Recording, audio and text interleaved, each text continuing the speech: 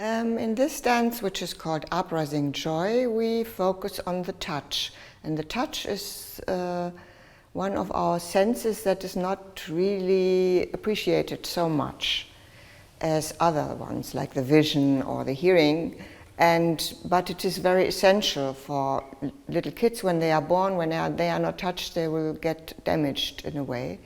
And so this is a dance which is, I actually at first didn't regard it as a dance, but it came, and so we did it, and now I think dancing is anyway movement. And so we start shaking a little bit in this dance. Not so much agitation in this shaking, but it comes more from the soles of the feet, that we shake lightly in this dance.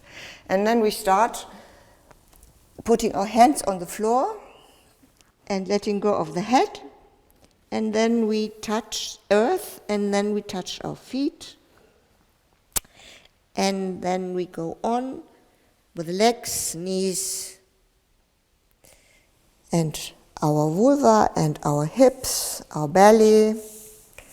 And we close the eyes in this dance. We touch our breasts and then our arms.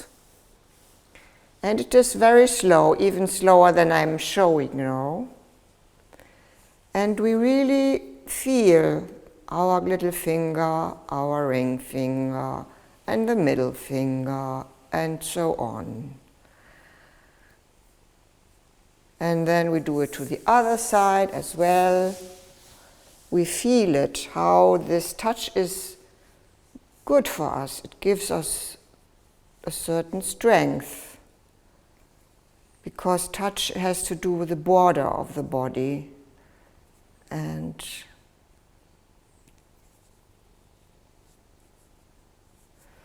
then we go upward as much as we can, and we touch off. And we also stay at some places where we like to be touched. We can decide how long this will be going. And then when we arrive at the hair, we grab our hair and pull it upward, so that we can feel the skin of the skull. And then we go upward, and here is the light energy, light like sparkling energy upward there, and we gain it and we rain it down on the earth with our fingers and our hands. And then we begin again, from down upward. It is very simple and very effective.